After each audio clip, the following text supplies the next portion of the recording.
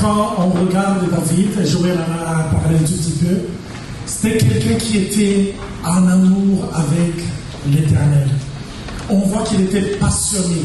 Il a écrit plusieurs psaumes. On voit que sa connexion avec l'Éternel était dans une dimension autre. Et c'est quelqu'un aussi qui se repentait facilement, comme on l'a vu. Et c'est quelqu'un aussi qui marchait par la foi. On l'a vu quand il a rencontré Goliath. Mais David, c'était un humain aussi, qui a accompli des choses, je dirais, négatives, que certaines personnes d'entre nous ne feront jamais. Peut-être nous mourrons sans avoir jamais tué quelqu'un. Mais David a fait ça. Alors, je me suis posé la question, mais Seigneur, pourquoi tu l'appelles l'homme selon ton cœur? Parce qu'apparemment, il a des failles. Mais ce qui m'a ouvert les yeux, c'est que cette parole est adressée à Samuel, ou bien c'est Samuel qui utilise cette parole en s'adressant au roi Saül, et il lui dit, Dieu s'est trouvé un homme selon son cœur. Mais ce qui est fascinant, c'est que Dieu le dit dans 1 Samuel chapitre 13, et Samuel est plutôt David, il est au moins dans 1 Samuel chapitre 16. Donc c'est-à-dire, avant que David plutôt soit loin, avant que David puisse battre Goliath, avant que David commence à faire des exploits, Dieu appelle déjà l'homme selon son cœur. Oh là là. Et là je me suis dit, ça n'a rien à voir avec David. Donc si Dieu peut le dire avant que David ait accompli quoi que ce soit, alors quel est le secret?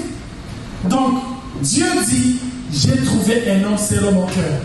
C'était quelqu'un qui est derrière le troupeau, qui ne savait même pas qui avait l'appel de Dieu sur sa vie. Samuel ne s'était pas présenté dans sa famille. Et là, ça nous montre une chose importante. Dieu met l'accent sur l'être avant de le mettre sur la voie et le faire. J'aimerais répéter ça. Un homme, on l'appelle un être humain, pas un faire humain. Nous mettons plus l'accent sur le faire que nous manquons la cible. Parce que la volonté de Dieu a toujours été de mettre l'accent sur l'être. Et c'est quand on est et qu'on réalise qu'on est, qu'on peut faire. Je vais le répéter. C'est quand on réalise ce qu'on est réellement qu'on peut faire. C'est à quoi tu es appelé. Il faut d'abord savoir ce qu'on est. Et tout ça, ça force notre mentalité ou notre vision de Dieu. Parce qu'on croit qu'on est ce qu'on fait. Et c'est pour cela que deux hommes, quand ils se rencontrent, la première question, qu'est-ce que tu fais dans la vie? Parce qu'il veut te situer. Quand tu lui dis, je travaille à la manufacture, déjà il sait même comment il va te parler. Quand tu commences à dire, je suis médecin, il va même changer son langage. Parce qu'il croit que quand tu es médecin, tu es là-haut. Quand tu travailles à la manufacture, tu es là-bas. Donc la personne qui est là-bas, on s'adresse à elle d'une façon différente. Parce qu'on croit qu'on est ce qu'on a ou qu'on est ce qu'on fait. Et c'est pour cela qu'on est dans une lutte, dans une compétition pour avoir. Parce que je pense que plus j'ai, plus je suis. On est plus dans une frustration en tant qu'homme. Parce qu'on est dans une compétition invisible. On essaie d'avoir beaucoup, de faire beaucoup, d'accomplir beaucoup. Il y a vos amis qui vous envoient des photos sur WhatsApp, qui vous montrent nous sommes à Cuba pour les vacances. La femme te regarde, tu sens la pression.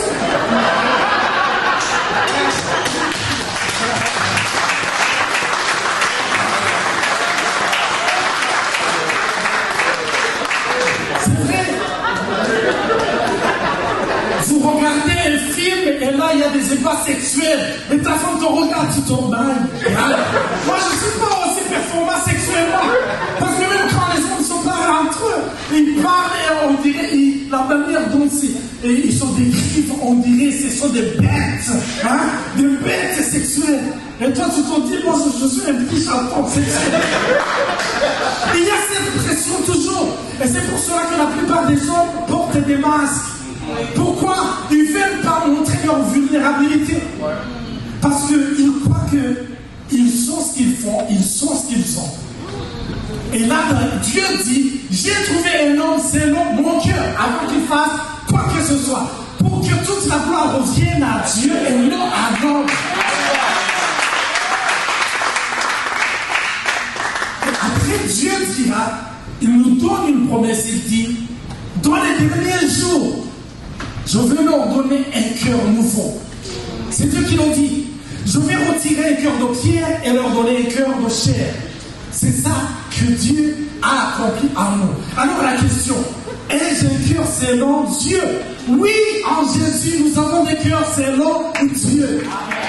Et la question que je pose, comment puis-je ou pouvons-nous connaître ou identifier donc son cœur?